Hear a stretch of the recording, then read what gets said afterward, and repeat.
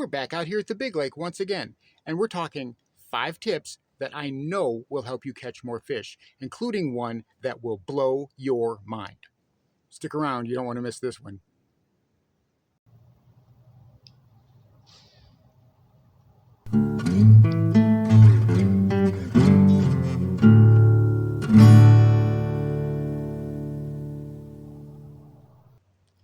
And here is this video's featured comment.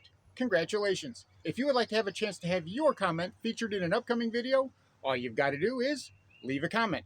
And now, on with the video. Welcome back to Lowbrow Fishing. And today we're talking about 5 tips that I think will help you catch more fish, especially in the pre-spawn and the spring as we move forward with that water getting warm and those bass moving up shallow. And more importantly, everybody being out on the lake to the point where you're elbow to elbow with the anglers next to you.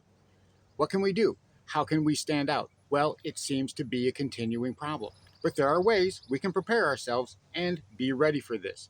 Not just when we're at the lake, but beforehand, the night beforehand, whenever we're getting ready to go out to the water. Now, the first thing that I like to do, the very first tip that I like to do is I make a mental list of all the baits that I think will work at the particular body of water that I'm going to. I think about the time of year, I think about the pressure, I think about the weather conditions, the water clarity, everything that I can think of, I try to put on a list and match it up with the types of baits that I want to throw.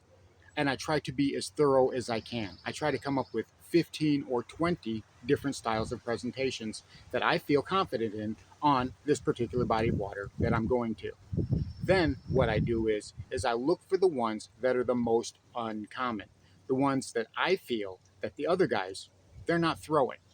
You know, something like a drop shot or a tube on a southern fishery.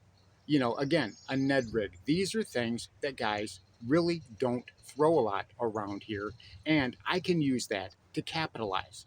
I know fish bite them. I use them on other fisheries, but I also know that they'll work in my home lake. Why? Because I've done it before.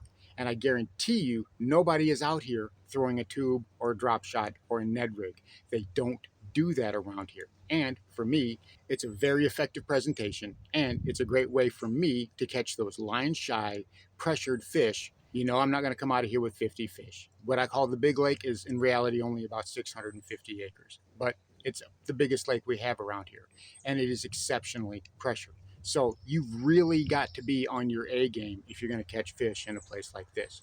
Now they're out here and the big girls are out here, but you've got to prepare beforehand. So that's tip number 1. Make a list of everything you want to throw and then whittle it down to those things that you feel are going to work, but that other guys aren't using. Because rule number 1, I guess, boils down to show them something different, but show them something different that you know will work.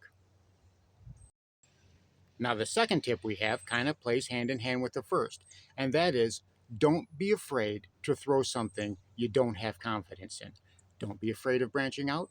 Don't be afraid of throwing something you don't have a lot of familiarity with. A lot of times, that is the single best way to expand our horizons. When we get on the water, we kind of get locked. We kind of get dialed in to what it is that we want to throw, whether it's a spinner bait, whether it's a Texas rig, whether it's a jig, or whatever. We kind of have tunnel vision. We need to let ourselves break free of that. We need to not be afraid to try new techniques and new presentations, especially if they're completely different from what we're usually doing. Case in point is this fella right here. This is the cross between like a creature bait and a tube. Now I'm fishing it on a tube jig, so I'm fishing it like a tube, and it actually comes through the vegetation a lot better than I thought it would. Even the thick hydrilla, I'm doing pretty good with that. Now, it does get snagged up a couple of times, and I am bringing some garbage back, but not nearly as often as I thought. I figured I would be cleaning the hook off after every single cast, and I'm not. And the way this thing moves and twirls in the water, you pop it and it just kind of spins down. Well, I like this. I caught one on it today, so it's still an experimentation thing, but, you know, I caught one. So there's a little bit of confidence that we can build on. But my point is, nobody's throwing this out here.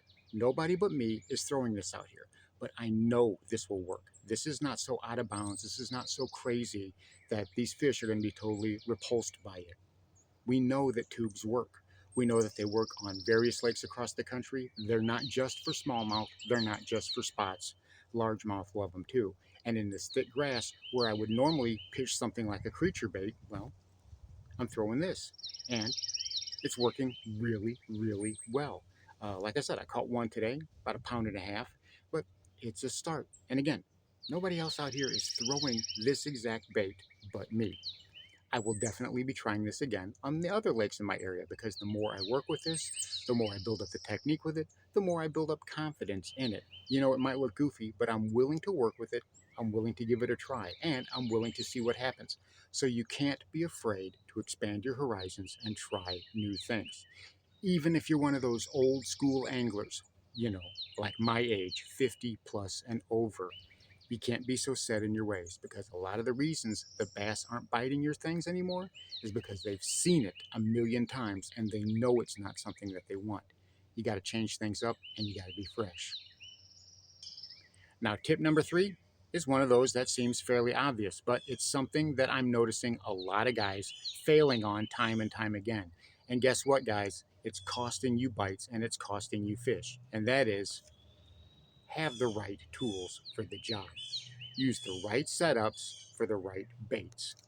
This is a finesse setup, and you can see I've got an Echo rig on here, but it's 10-pound braid spinning setup. I've got a 7-foot medium light rod with this, and I've got a, I don't know, maybe an 8 to 10-foot fluorocarbon leader on this, just so I get a little bit better sink. And I'm telling you what, you can see here that this thing casts a country mile. There is no other weight in this thing other than the nail weight that I have in it. But because I took the time to properly set up my gear and use what works with this particular presentation, I can cast it a long ways. Now, that doesn't mean you have to have 40 different rods and 40 different reels for every single situation. You can have do-it-all combos. I have several. These are the ones that I use whenever I'm doing a Texas rig, or I can use them for a lipless crankbait. For example, this guy here. This is the tube setup that we were just talking about. I've got it on the spinning reel. This is 12-pound fluorocarbon. I got it on a 7-foot medium heavy spinning rod. And I use this for not quite so finessey presentations when I want to have a little bit more oomph into what I'm doing. When I cast out a little bit further, I'm fishing a little bit deeper, and I'm fishing it just a little bit faster with a little bit more force. This works great for me. So bear in mind what you want to do with your bait, what you want to do with your presentation, how you want to work it. All of that matters, whether you're working in clear water, whether you're working in stained water, whether you're working in vegetated water, whether you're working around wood. Make sure you've got the right line type, make sure you've got the right reel setup.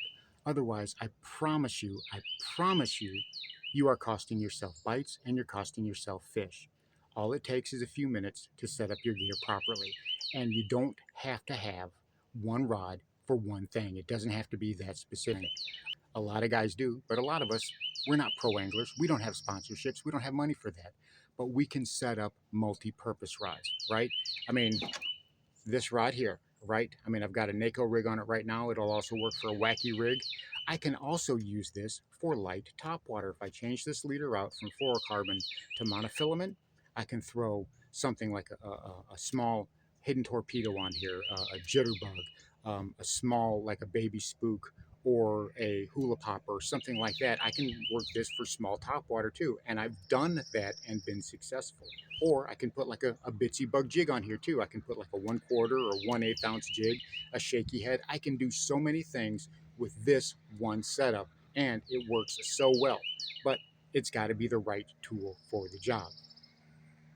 Now, this is something that I'm seeing a lot of guys doing, or not doing rather, when I'm out on the water, and it's costing you bites. It's costing you fish. And that is, they're too timid and too scared to put their baits where they need to go. They're afraid they're going to get hung up, and they're afraid they're going to break off. And yeah, they are going to get hung up a lot of times. You are going to break off. But you know what? That's where the fish are. The fish are not going to come out to you. They're not going to swim out and bite your lure. They're in that particular spot right there for a reason, and you have to go in there and get them. You worked all day trolling around, walking the bank or whatever to locate those bass, and when you locate them, you're not going to put the lure right there. I understand that those of us on a budget, We don't have all kinds of money to spend. We're not pro anglers. We don't have sponsorships. And especially if you see something that says mega bass on the label and it's 25 bucks. A Berkeley stunner is 15 bucks. A slobber knocker is 15 bucks. A lot of these baits are extremely expensive. But on the other side, if you're really that nervous or you don't want to lose what baits you have, buy cheaper baits. There's a lot of great budget friendly, budget conscious baits out there. Cotton Cordell lipless cranks will run you about $3 at Walmart. Arky jigs will run you about $1.80 at Walmart. I can get lipless cranks, the Ozark Trail lipless cranks, they're about $2. I can get Strike King jigs, right? You can get a swimming jig, a football jig, and they come with the 3 trailers in them. What are they, like 3 or 4 bucks? So you have options. You don't have to be tying on a 6th Sense Quake 70 that costs you $9, or a KVD 4.5 that you just got, or any of that. You can go cheaper, but you're going to have to throw those baits up in there and get them dirty. That's where the bass are. It doesn't matter if you're beating the bank. It doesn't matter if you're fishing out deep. Whenever you're graphing along with your electronics and you see a brush pile down in there, what are you going to do? You see the fish, they're on the brush pile. What are you going to do? You're not going to cast by the brush pile? No, you're going to put that waypoint right on that brush pile, as close to it as you can, so you'll have that marker. And you're going to have to get that bait dirty. Now, I know a lot of guys will throw, if they're in 15, 20 foot of water, they'll throw something that only dives 8 to 10 feet so they won't actually get down in that brush pile.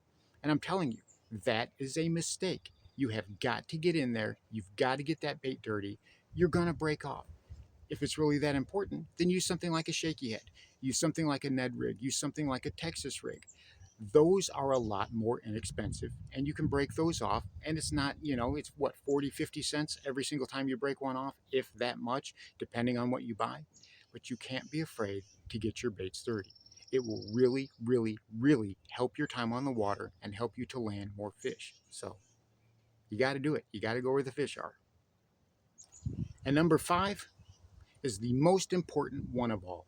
Of all the tips that I'm going to give you today, of all the things about angling that I can tell you, this tip is the single most important one. And that is, stop worrying about tips, tricks, and hacks. Get out there and learn the water. Get out there and learn bass behavior.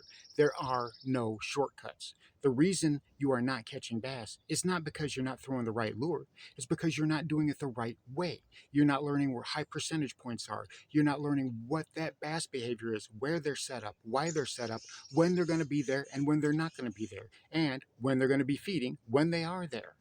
You're not maximizing your potential on the water. You're looking for an easy, quick fix. You're looking for, hey, that bait tip, I can just throw it out there and the fish will jump right to it. They won't be able to resist. But that's the bad way to do it.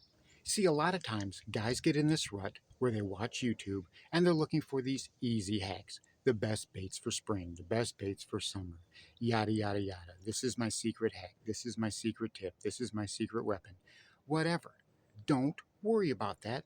That is costing you fish. Get out on the water, learn your specific body of water, learn as many of them as you can. You know what? Lakes don't care. They don't care if you cheat on them with other bodies of water. And bass don't care. So get out there and learn about as many of them as you possibly can.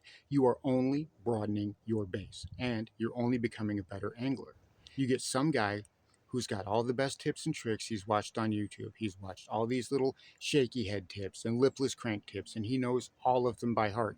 And he gets out on the water and he gets skunked. He's got all the best gear. He's got the $300-$400 bait cast combos. He's got BFS gear. He's got all of this, and he can't catch a thing because technique over tackle. You've heard me say it a million times. Technique over tackle. Formulate your technique, practice your technique, and evolve your technique. And that's the key, the number one key more than anything to catching fish. So there you have it. 5 simple tips that anyone can do, whether you're working from the bank or from the boat, that will make you a better fisherman. These are things that a lot of times we don't think about, even though they're exceptionally obvious. But I tell you what, if you think about these things and you go through these things and practice them each and every time you go out on the water, you will catch more fish. It's just a no-brainer. These are the things that you need to do to catch more fish. And I guarantee you that if you practice them every single time you go out on the water, you will definitely improve your rate of success. Thanks for watching Lowbrow Fishing. We'll catch you in the next one.